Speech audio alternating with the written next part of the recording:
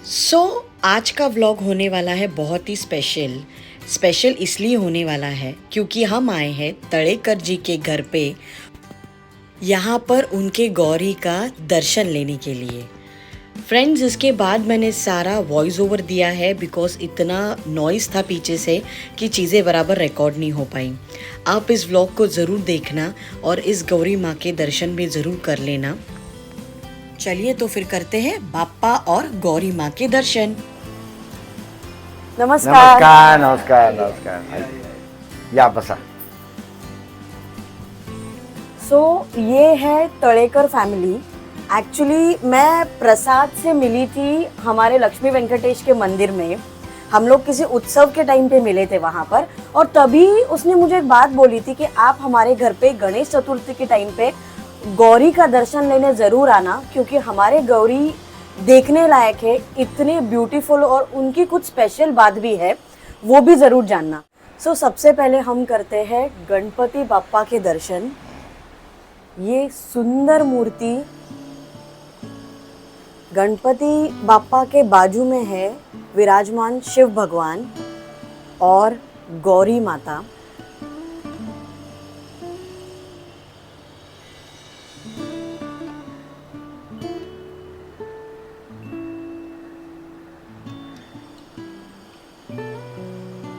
बहुत ही तेजस्वी रूप है माँ का। और महाराष्ट्र में गौरी फेस्टिवल, गणेश चतुर्थी के टाइम पे गौरी इसी तरह बिठाई जाती है। लेकिन आप गौर से देखिए इनकी आंखों में, गौरी माँ की आंखें एकदम ऐसी लग रही है जैसे वो साक्षात वहाँ पे बैठी हो हमारे सामने। इतनी लाइवली है उनकी आंखें।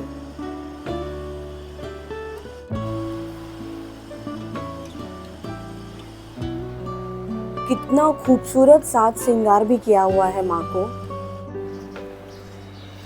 गौरी माँ राज राजेश्वरी जैसी अपने इस सिंहासन पर बैठी हुई है और इतनी ब्यूटीफुल लग रही है। हम सामने खड़े हैं तो हम ये vibes, we can know that कितना पॉजिटिव वाइब्स है इनके घर में इस वक्त। काका, आप हिंदी में बात करना चाहोगे की मराठी में? नाही, मराठी में। मराठी में, ओके। ह्याच्यानंतरची माहिती आपण काकांकडून मराठीत जाणून घेऊया। काका, आम्हाला सांगा, ह्या गौरीच्या मूर्तीचं वैशिष्ट्य काय? एवढं तेज कसं आणि एवढं सुंदर? आम्हाला अजून एक गोष्ट कळलेली आहे की गौरी नवसाला पावतात पण, तर आम्हाला प्लीज त्याच्याबद्दल थोडीशी माहिती द्या। ही ॲक्च्युली मूर्ती आहे आमच्या नवसाची आहे, म्हणजे माझ्या मुलाच्या नवसाची आहे। आम्ही जेव्हा आम्हाला एक मुलगी होती त्याच्यानंतर 7 वर्ष काही नव्हतं। तर एक माझ्या मिसेसनी जेव्हा आम्ही गौरी साधी अशी बसवली त्या टायमाला त्यांनी नवस बोलले, ती नवसाला ती जागृत झाली। आणि तो माझा मुलगा जो झाला तो प्रसाद नावानेच जन्माला आला। तो प्रसादच तिचा, आणि आम्ही तो गौरीचाच प्रसाद म्हणून आम्ही तिला मानतो। त्याच्यानंतर जी आम्ही चेंज होत गेली, ही मूर्ती आम्ही 2008 मध्ये नंतर घेतली।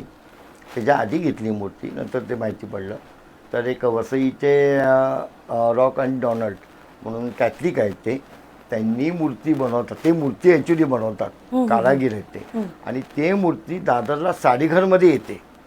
ओके। हां, तर आम्ही एक आमच्या मित्राने आम्हाला सांगितलं की साडीघरमध्ये जाऊन तिथे सगळं फायबरच्या सगळ्या मूर्त्या बिर्त्या आहेत, ते बघा तुम्ही जाऊन। आम्ही तिकडे गेल्यानंतर आम्ही तिथे सगळं फायबरच्या मूर्त्या बघायला गेला लागलो। त्या बघताना आम्हाला मिसेसला माझी ही मूर्तीचा फोटो दिसला। आम्ही त्यांना विचारलं की ही काय आहे मूर्ती? म्हणते ही लाकडाची मूर्ती आहे, बघू दे। तर थोडीशी हाय कॉस्ट आहे तिची, बघू दे म्हटलं। तरी पण मी बघितली तर मिसेसच्या मनातच बसली। आम्हाला पण त्याचं हे झालं की एवढी सुंदर मूर्ती। मग त्यांनी सांगितलं की तिचे 45 म्हणजे 45,000 रुपये आहेत। अच्छा, 2008 सालात 45,000? त्याच्याही आधीची गोष्ट आहे ही। आज त्या गौरीला 22 वर्ष झाली, 22वं वर्ष आहे हे। अरे वा। हां, तर ते आधी घेतलेले, तर तेव्हा ते मला आधी करत होते, नंतर मग त्यांनी ॲड केली ती मूर्तीची। तर ती 45,000 म्हटल्यानंतर मग आम्ही पण थोडंसं गडबडलो। पण नंतर ही मिसेस म्हणाली की नाही, घ्यायची मूर्ती गौरीची घ्यायची तर हीच घ्यायची, नाही तर घ्यायची नाही आपल्याला। मग ती आम्ही प्रयत्न करून घेतली, ती त्या वर्षी आली। तिला यायचंच होतं, त्या हिशोबाने ती आली। विधिलिखित होतं। आणि मग तिची आम्ही सेवा करायला लागलो। तर सेवा करताना आज ह्या रूपात ती प्रगटली, म्हणजे प्रत्यक्षात। म्हणजे ती जशी काय राजराजेश्वरी जशी सिंहासनावर बसते तशा टाईपची ती बसलेली आहे आमच्याकडे. म्हणजे तिने आम्हाला प्रेरणा दिली आणि आम्ही त्या प्रेरणेमधून आम्ही तयार करत गेलो तिला. उत्साहाने आनंदाने आम्ही हा सगळा घरचा परिवार आमचा सगळा तयार करत गेला तिला. जी इच्छा होती असं आपण इथे म्हणू शकतो हो, काका. हो, बरोबर त्याच. काका, मला गौरीच्या डोळ्यांबद्दल जाणून घ्यायला आवडेल, कारण मी जेवढ्या मूर्ती बघितलेल्या आहेत स्पेशली आपल्या महाराष्ट्रामध्ये, त्या मूर्ती आहेत ना त्यांचे डोळे रंगाने केलेले असतात तयार. हो, पण ह्या मूर्तींचे डोळे वेगळे आणि जिवंत दिसत आहेत. हो. म्हणजे आम्ही क्लोजअप सुद्धा घेऊन मुद्दामून व्ह्युअर्ससाठी दाखवलंय. त्याच्यामुळे मूर्तीला खरं जिवंतपणा आलेला आहे. हो, जिवंतपणा म्हणजे कसं माहिती आहे, ज्यांनी मूर्ती बनवली रॉक अँड डोनाल्ड बसायचे, हां. त्याच्याकडे एक खासियत म्हणजे ते वेस्ट जर्मनीवरनं खास डोळे ते काचेचे बसवले आहेत त्याच्यामध्ये. अच्छा. त्यांनी ते आयात करून मागवले तिथे आणि ते त्या मूर्तीमध्ये बसवलेले आहेत, असं त्याचा अर्थ आहे त्या मूर्तीचा. आणि विशेष म्हणजे हे शिवण म्हणून एक लाकूड आहे जंगलामध्ये. हां. ते असं लाकूड आहे की त्याला 100 वर्षाची काहीही होणार नाही, म्हणजे त्याला कीड सुद्धा लागणार नाही अशा प्रकारचं लाकूड आहे. आणि ते एक दैविक प्रकारचं लाकूड आहे. त्या लाकडापासून आणि त्याच्यामध्ये हे डोळे बसवले आहेत. ओके. त्या विशेष ह्याच्याकडून ही मूर्ती बनवलेली आहे. म्हणजे नॉर्मली जशा फायबरच्या असतात नाही. किंवा दुसऱ्या कुठल्या मटेरियलच्या असतात तशी ही गौरीची मूर्ती ही नाहीये. लाकडाची पूर्ण भरीव मूर्ती आहे. अच्छा. पूर्ण. मग ही तुमच्याकडेच असेल, म्हणजे वर्षभर तुम्ही तिला हो हो. सांभाळून ठेवत असाल. सांभाळून ठेवतात. मग कसं म्हणजे नाही, गौरीला तिच्या ऍक्च्युली कसं आहे माहिती आहे, ही मूर्ती कशी आहे, पूर्ण डोक्यापासून ते मांडीच्या पूर्ण अर्ध्या भागापर्यंत पूर्ण अख्खा पीस आहे. ओके. हा, म्हणजे हिरामध्ये मान कुठच्याही प्रकारचा काही जॉईंट नाही आहे, हे नाही आहे, असं कटिंग भाग कटिंग भाग नाही. पूर्ण अखंड आहे ती अखंड तिथपर्यंत. पुरती इथपर्यंत आहे, मांडीपर्यंत. मांडीपासून पाय अखंड आहेत आणि तिथून हात अखंड आहेत, हे असं आहे. ओके. आणि आणि हा रंग पण एक असा म्हणजे असा आपल्या म्हणजे माणसांचा रंग कसा असतो तसा थोडासा असा रंग पण असा जिवंत त्या वाटतोय. व्यक्तीने जो बनवला आहे तशीच मूर्ती आम्ही आणलेली आहे आणि तीच मूर्ती आम्ही तशीच 3 दिवस ठेवतो. वर्षभर पूर्ण पेटीमध्ये ती पॅक असते. तिच्यासाठी वेगळी खास पेटी बनवून घेतलेली आहे. अच्छा. त्या पेटीमध्ये सगळं व्यवस्थित कॉटन कपड्यामध्ये आपण गुंडाळून व्यवस्थित तिचं ठेवलेलं असतं. त्यामध्ये कापूर भीमसेन कापूर विपूर टाकून तो एकदम पॅक केला का त्याच्यामध्ये हवा जाण्याचा मार्गच नाही नंतर. बरोबर. आणि झाल्यानंतर मग ती पूर्ण एक वर्षभर पूर्ण पॅक. वर्षानंतर आजच्या दिवसाला जेव्हा गौरी येते त्या दिवशी आदल्या दिवशी आम्ही रात्री तिला खोलतो, पेटी ओपन करतो. त्याच्यानंतर अजिबात पेटीला ओपन करत नाही. अच्छा. आणि गौरीचा शृंगार जो आहे म्हणजे साडी झाली, दागिने झाले, ते पण म्हणजे प्रत्येक वर्षाचं तुमचं असं काही ठरलेलं असतं की हे असं. हो, आता कसं आहे माहिती आहे, लोक येतात, लोक नवस बोलतात, त्या नवसाला ती पावन होते आणि पावन झाल्यानंतर कोण बोलतो की मला देवीला साडी नेसवायची आहे. मग नेसवायची म्हटल्यानंतर मग ते लोक आधीच आणून साडी देतात. मग ते सांगतात बाबा माझी साडी नेसवायची आहे. आधी 2 महिने 6 महिने आधीच लोक आणून द्यायला करतात. मग जो अच्छा. पहिला देईल त्याची आम्ही साडी नेसवतो तिथे. मग ती साडी आल्यानंतर आम्ही, माझी मुलगी आहे, मी आहे, माझी मिसेस, माझा मुलगा, मग आम्ही 4 जण डिसाईड करतो की काय ह्या टायमाला कशी साडी नेसवायची, सावरी नेसवायची का नऊवारीत नेसवायची. मग त्या नऊवारीमध्ये मग काय ब्लाऊज कुठचा मॅचिंग होईल, ती कशी डिझाईन होईल, मग त्याच्या दागिने कुठच्या प्रकारचे लावायचे घालायचे. मग त्याप्रमाणे मग आम्ही त्याचा विचार चालू करतो. मग ते दागिने एक एक निवडून का आणतो आम्ही, एक हा बाबा दागिना पाहिजे, या टायमाला असं दागिना पाहिजे. मग असं ते सगळं अरेंजमेंट आम्ही करतो. कानातले असे पाहिजेत, असे म्हणजे हे प्रत्येकाच्या जोडीचे मला वाटतं 5-5, 6 कानातले असतील, तिचे दागिने असतील, हे सगळे आम्ही मग हे करतो, खरेदी करतो. आणि मग ते बांगड्या कशा पाहिजेत, केवढा गच्च पाहिजेत, त्या पायाची जोडी, हे पैंजण, हे असं सगळं आम्ही खरेदी करतो आणि मग ते ठेवतो तिथे. आणि मग दरवर्षाला तिथे जे वस्तू आहेत त्या आम्ही काही कोण वापरत नाही, हे तसंच आम्ही पेटीमध्ये बंद करून ठेवून देतो. ओके. आणि जसं महाराष्ट्रीयन्समध्ये म्हणजे नॉर्मली असतं की गौरी आल्यानंतर तिखटाचा नैवेद्य असतो, पुरणाचा नैवेद्य असतो, तसा तुमच्या कुटुंबाकडे काय प्रथा आहे? म्हणजे ही नवसाची आहे म्हणून मी विचारते. आमच्याकडे बघा कसं आहे माहिती आहे, आमच्याकडे ॲक्च्युली जर बघायला गेलं तर देव आपले पूर्णाचेच असतात, म्हणजे गोड्या धोड्याचे असतात. देवांना खरं पूर्णाचाच नैवेद्य असतो. मग आम्ही ॲक्च्युली आमच्याकडे तिखट पण दाखवतात आमच्या कुटुंबामध्ये. त्याच्याकडे कुटुंबामध्ये एकच गौर येते घराण्यामध्ये तर तिला मांसाहारचा नैवेद्य असतो. मग आम्ही त्याच्यावर जास्त मी विचार करून काही लोकांचे सल्ले घेतले, काही ब्राह्मणांना विचारलं आहे, काही त्याच्याबद्दल अजून खोलपर्यंत गेलो. मग तेव्हा आम्हाला माहिती पडलं ॲक्च्युली तुळजापूरला सुद्धा देवीला मटणाचा नैवेद्य दाखवतात, पण तो कोणाला दाखवतात तर देवीच्या पायाशी चरणाशी दाखवतात. म्हणजे काय, आता तो राक्षस तिच्या पायाशी आहे म्हणून त्याला दाखवतात तिथे, आणि मुखाशी गोडाचा नैवेद्य असतो. मग आता इथे आपण म्हणतात गौरी आमची तिखटाची, कशी तिखटाची असेल, देव काय तिखट खातो का, तर नाही, ही माहेरवाशी नेते, मग तिला आपण गोडाधोडाचं नाही होतं. ॲक्च्युली तसं नाही, गणपतीची आई आहे, आणि आई म्हणजे ही जगज्जननी आहे, शंकराची पार्वती. मग ती काय, शंकराचे गण कोण, तर सगळी भूतगण. गणाधिपती, आपण गणपतीला आपण गणाधिपती म्हणतो, मग गणाचा अधिपती म्हणजे तोच झाला शेवटी. मग ते भूतगणांची ती मुलं झाली. जसा गणपती हा तर गौरीचा मुलगा, तसं ते गणसुद्धा, भूतगणसुद्धा तिची मुलंच झाली ती. मग त्यांना काय, आई जेव्हा जेवते तर ती लेकाला सुद्धा देते ना, भले ती खात नसली तरी तिला तरी देते त्यांना. मग त्या हिशोबाप्रमाणे जर गणाधी म्हणजे जी भूतगण ही बाहेर असतात सगळी थांबलेली, ती घरात येत नाही, कारण आई आतमध्ये, महाराणी म्हणजे आई आपली थांबलेली आतमध्ये, मग आपण बाहेर थांबावं. मग त्यांना जर खरं काहीतरी द्यायला पाहिजे, त्यांनाच आहे, मग ते काय खाणार. मग त्यांच्यासाठी हा जो मटणाचा जो नैवेद्य, वड्या जो मटणाचा नैवेद्य असतो तो तिच्या चरणाशी दाखवायचा. मग तो कधी आम्ही दाखवतो, तो संध्याकाळी दाखवतो. अच्छा, सूर्यास्तानंतर. सूर्यास्तानंतर एक 9, 10, 9:30, 8:30च्या नंतर. मग तो फक्त तिच्या चरणाशी वडे, मिसळ वडे करते. मटण आम्ही बाहेरून आणतो, घरी करत नाही त्या दिवशी, कारण काही गणपती असतो, गणपती असतो, बाहेरून आणतो. आणि मग तो नैवेद्य फक्त बाजूला काढायचा, नैवेद्य तिच्या चरणाशी पाणी सोडायचं, आणि मग तो बाजूला नेऊन द्यायचा. मग जर समजा कोणी खाणारा व्यक्ती त्या टायमाला नेमका येतोच कोणतरी, त्याला जरी विचारलं बाबा तू खाणार का, तर होच म्हणणार, तो नाही म्हणणारच नाही. आणि मग तो अगदी प्रसाद त्यांनी स्वीकारतोच, असं हे आहे. खूप लहानपणी डाऊट होता ह्या गोष्टीचा, आज तो काकांनी क्लिअर केलाय की गौरीला किंवा कुठल्याही देवीला नॉनव्हेजचा नैवेद्य नसतो, तो असतो तर त्या भूतगणांसाठी असतो, जे तिच्याबरोबर कैलाशावरून इथपर्यंत येतात तिचं रक्षण करण्यासाठी, ती त्यांना ड्युटी असते म्हणून. तर हा त्यांच्यासाठी तो नैवेद्य दिला असतो. बरोबर आहे, अगदी. तर हे एक क्लॅरिफिकेशन मला आज खरंच थँक्यू व्हेरी मच तुमच्याकडनं मिळालेलं आहे, कारण खूप ऐकत आलेलो होतो आपण हा गौरीचं तिखटाचं नैवेद्य तिखटाचं, तर तो तसा नाहीये. आणि मला अजून एक जाणून घ्यायचंय, नवसाला पावणारी गौरी म्हणजे गौरीच्या आगमना पहिले प्रसाद म्हणजे झालेला की तुम्ही मागून घेतलं नंतर प्रसाद झाला, म्हणजे मला थोडंसं ते समजेल का? नाही, ॲक्च्युली कसं माहिती आहे, आम्ही माझ्या मुलगी झाल्यानंतर आम्हाला डिस्टन्स होता 7 वर्ष, 7 ते 8 वर्ष. मग आम्हाला एक माझा बारका जो भाऊ आहे, माझा बारका भाऊ, त्याला 3 मुली.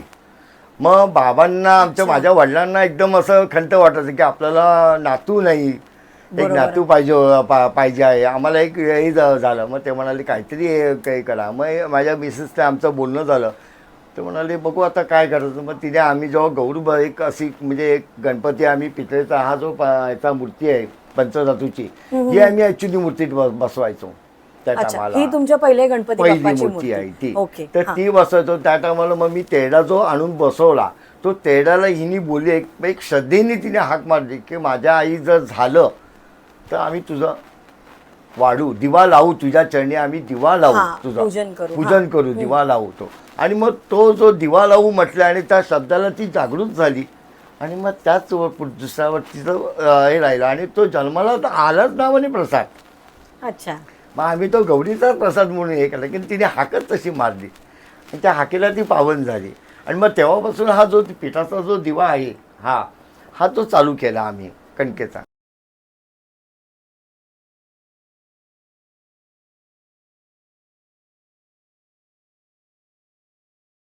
तर काका, ही तुमची जुनी पद्धत कशी आहे, म्हणजे डायरेक्ट ही मूर्ती आली की ह्याच्या पहिले काही दुसरी पद्धतीने गौरी बसलेल्या? जुनी पद्धत म्हणजे कशी असते, हा सूप असतो, त्या सुपामध्ये हा दिवा ठेवतात आणि तेढा असतो, तेढा मागे ठेवलेला आहे.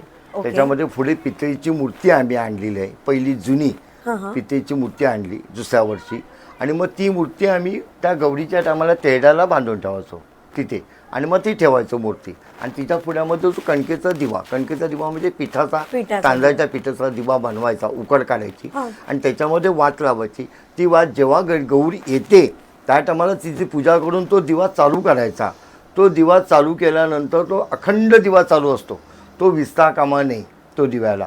म्हणजे जशी वात, जसा दिवा जळेल तसं गौरीचं तेज वाढत जातं, असा त्याचा अर्थ असतो. तर तो दिवा कंटिन्यू चालू असतो रात्रंदिवा.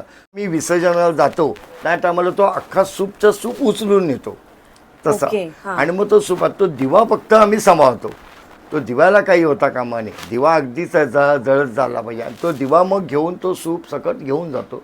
आणि पण तसं आम्ही पाण्यामुक्त मूर्ती काढतो बाजूला, पितळीची मूर्ती आहे ती फक्त पाण्यातून हे करून विसर्जन करून काढतो, आणि तो दिव्या सकट मग ते आम्ही सोडून देतो. अच्छा, तर तळेकर कुटुंबाची कन्यारत्न प्रणाली पण आता जस्ट युतीने येऊन आम्हाला जॉईन केलंय. त्यांचा ऍक्च्युली नैवेद्याचा वेळ चालू आहे. काका, माझा पुढचा प्रश्न असा आहे की हे जे सिंहासन दिसतंय, हे सिंहासन प्रत्येक वर्षी नवीन नवीन असतं की कसं? म्हणजे तुम्ही हे लाकडाचं ऑलरेडी बनवून घेतलेलं आहे सिंहासन. याला कमीत कमी 10-11 वर्ष झालेली आहे. ओके. सिंहासनाला, आणि मेन म्हणजे फोल्डिंग आहे. हे फोल्डेबल सिंहासन आहे. सिंहासन दोन्ही मोड बाजूला होतात, दोन्ही चारी पायी मोकळे होतात. त्याचा मधले जो साचा आहे तो पूर्ण बाजूला होतो. मागचं सिंहासन ते डिझाईन आहे ती पूर्ण वेगळी होते, आणि ते पूर्ण सगळं एकदम वेगवेगळं होऊन जातं पीस त्याचे. वेल मेंटेन्ड आहे. तर हे सगळं ठेवता म्हणजे कसं तुम्ही त्याची ठेवण्याची पद्धत म्हणजे आम्ही कॉटन कपड्यामध्ये ते साफ करून आज संध्याकाळी गौरी गेल्यानंतर मग उद्या निवांतपणे आम्ही सगळं तिचं काही करतो, मोकळं करतो त्याला. सिंहासन पूर्ण रॅप पुसून सगळं कॉटन कपड्यामध्ये रॅप करून ते व्यवस्थित आम्ही ठेवून देतो ते सगळं. इथे म्हणजे जसं काल गौरींचं पूजन होतं, तर काही होम हवन किंवा पाठ वगैरे असं काही? हो, आमच्याकडे सकाळी गौरी पूजनच्या दिवशी सकाळी सप्तशतीचा गुरुजी येतात 5 वाजता सकाळी पहाटे लवकर. त्याच्यानंतर पूजा होते गणपती महादेवांची आणि देवीची. त्याच्यानंतर सप्तशतीचा पाठ होतो. पाठ झाल्यानंतर नवग्रह, गणपती, महादेव आणि गौरीचं आहुत्या होतात, आणि मग तो बली, कुवाड्याचा बली जो मान असतो त्यांचा देण्याचा, तो दिला जातो सगळा, आणि मग ती सगळी संपन्नता सकाळी पहाटे 9 पर्यंत होऊन जाते. एवढं सगळं होम हवन होतं, सगळं मंत्र उच्चारले जातात, म्हणून माझ्या मते इकडचा जिवंतपणा गौरीमधला दिसून येतो आहे. हे जे आपल्या बाजूला ठेवलेलं आहे, मला दिसत आहेत ह्या साड्या आहेत, आणि खूप सारा प्रसादही आलेला आहे गौरींसाठी. ह्या अशा तुमच्याकडच्या साड्या आहेत की लोकांनी गौरीला भेट म्हणून? ह्या ज्या सगळ्या साड्या आहेत हे सगळं आलेलं आहे, हे सगळं भेट आलेलं आहे देवीचं. हे सगळे भेट आलेले आहे. ब्लाऊज पीस, ओट्या, ह्या साड्या दरवर्षाला अशा पडतात येऊन तिथे देवीला देतात, स्वखुशीने देतात. कोण दागिने देतो, कोण काय देतो, हौस अगदी प्रत्येकाप्रमाणे तसं आहे. म्हणजे मागितलेली इच्छा पूर्ण झाली म्हणून हे सगळं लोकांनी देवीला अर्पण केलेलं आहे, त्यांच्या इच्छा पूर्ण केल्या म्हणून ही नवसाला पावणारी गौरी असं आपण म्हणता येईल. लोकांना अनुभव आलेले आहेत. लोक आल्यानंतर त्यांच्या इच्छा, म्हणजे उदाहरणार्थ कितीतरी आम्ही सांगितलं तरी कमीच होईल आम्हाला. एवढीकडे गौरी पूजनासाठी गेलेली आहे, ह्या वर्षी सुद्धा जाणं झालंय आणि प्रत्येक वर्षी आम्ही जातो, पण अशी मूर्ती माझ्या बघण्यात तरी अजूनपर्यंत आलेली नव्हती. ह्या मूर्तीमध्ये बसलेली असताना सुद्धा जो जिवंतपणा, आणि स्पेशली गौरीच्या डोळ्यात जो जिवंतपणा आहे, त्याचा एक्सपिरियन्स अल्टिमेट आहे. म्हणून मी पुन्हा सांगेन, जर तुम्ही ठाण्यात असाल, स्पेशली जवळपास असाल आणि हा व्हिडिओ बघत असाल, तर तुम्ही नक्की पुढच्या वर्षी येऊन गौरीचं दर्शन घ्या. फिर हम लोगों ने वहाँ पे देवी की आरती की.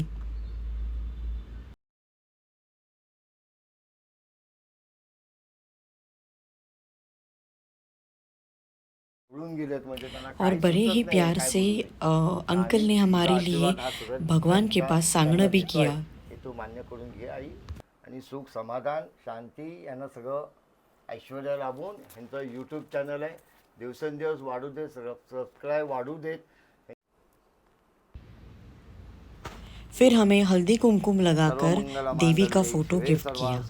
शरण्ये त्र्यंबके गौरी नारायणी नमोस्तुते. आता गौरीच्या नैवेद्याची वेळ झाली आहे. काका नैवेद्य दाखवत आहेत. गणपती बाप्पाला, शंकराला आणि गौरीला सुद्धा.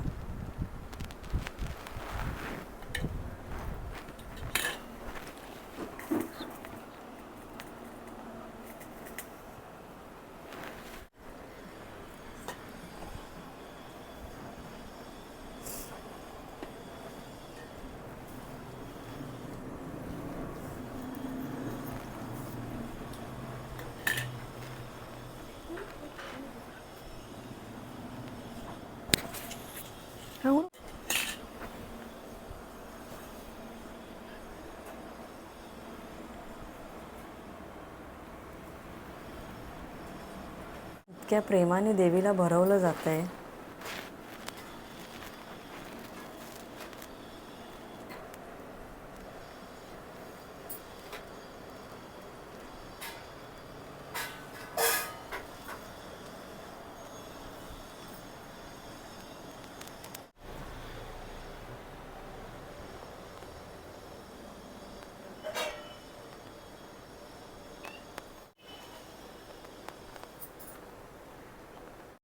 देवीला नैवेद्य दाखवल्यानंतर जेवणानंतरचा हा पानाचा विडा आता काकू भरवत आहेत.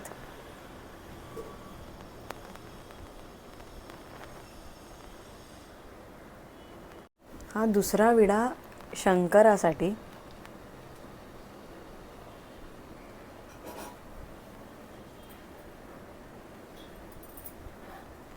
गणपती बाप्पाला विड्याचं पान नाही आहे का? कसं असतं माहिती आहे का, की आई बापासमोर मूल पान खात नाही. अच्छा, हा त्याचा विशेष ओके. आहे. त्यामुळे गणपती बाप्पा हा मुलगा आहे, त्यामुळे गणपती बाप्पाला पान द्यायचं नसतं. हां, म्हणजे आई वडिलांना, आई बाप्पाच्या आई-वडिलांना वडिलांच्या पान. समोर त्यांनी पान नाही खावं असं एक बरोबर. जरा ही आहे. आपली जुनी परंपरा आहे म्हणतात, बरोबर. तसं आहे ते. पण ती आम्ही थोडीशी जपतो त्या हिशोबाप्रमाणे. खूप चांगली गोष्ट आहे. काका, आज इथे येऊन खरंच खूप प्रसन्न वाटलं आणि एवढं बरं वाटलं म्हणजे हे सगळं बघून, की देवीची पूजा अशा पद्धतीने तुमच्या इथे केली जाते, फॉलो केली जाते. सर, मी इथे आल्यानंतर मला स्वतःला एवढं प्रसन्न वाटतंय आणि एवढं सगळं बघून, की तुम्ही ॲज अ फॅमिली देवीची, बाप्पाची पूजा एवढ्या छान रीतीने, म्हणजे जसं घरात आपल्या कोणीतरी पाहुणे येऊन बसले, त्यांना नैवेद्य, पानाचा विडा, बाप्पा लहान आहेत ह्याचा विचार करून ह्या सगळ्या गोष्टी, म्हणजे एक कुटुंब आलेलं आहे तुमच्याकडे असं फील झालेलं आहे. And I am really blessed की आम्ही इथे आलो आजच्या दिवशी. आज गौरी विसर्जनाचा दिवस आहे. मी हा व्हिडिओ उद्यापर्यंत नक्की लाईव्ह करीन, म्हणजे I try to do that. But thank you very much. मी पुन्हा एकदा धन्यवाद म्हणेन तुमचे, की तुम्ही आज ह्या सगळ्या गोष्टींना आम्हाला विटनेस करण्याची तुम्ही परवानगी दिलीत आम्हाला. म्हणून तुम्ही आलात त्याबद्दल आम्ही तुमचे आभार मानतो. आणि हे आभार मानणं म्हणजे कसं, आभार मी मानू शकत नाही, कारण की ह्या देवीने तुम्हाला या इथपर्यंत, या चरणापर्यंत तुम्हाला बोलवलं आहे आणि त्याचा आशीर्वाद आहे म्हणून तुम्ही इथपर्यंत आलात. हे फार मोठं भाग्य आहे तुमचं. तुमचं भाग्य आहे, आमचं तर भाग्य आहे. तर आमचं तर खरंच भाग्य आहे. म्हणजे आज हे सगळं आम्ही विटनेस केलंय, ह्याला भाग्याशिवाय दुसरा शब्द नाही. खरं आहे. खूप छान वाटलं, खूप सुंदर वाटलं. तलेकर फैमिली ने सिर्फ बाप्पा और गौरी माँ को ही इतने अच्छे से प्यार से नहीं खिलाया, तो हम लोग वहाँ पर थे, हम लोगों को भी प्रसाद का खाना खाकर ही जाना है करके इंसिस्ट किया और उतने ही प्यार से हमें भी खाने के लिए बिठाया. Thank you once again to the entire Talekar family for giving us this opportunity to shoot this. और इसी ब्लेस नोट के साथ इस व्लॉग को मैं एंड करती हूँ. मिलते हैं एक नए व्लॉग में. श्री स्वामी समर्थ.